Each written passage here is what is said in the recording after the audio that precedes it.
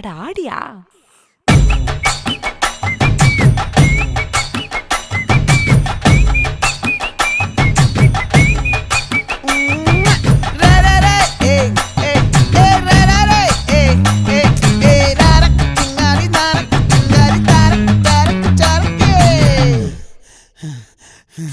விளைஞ்சிருக்கும் என் வெத்தலை கொடி, அட வளைஞ்சிருக்கும் ஒரு சன்னல் வெடி.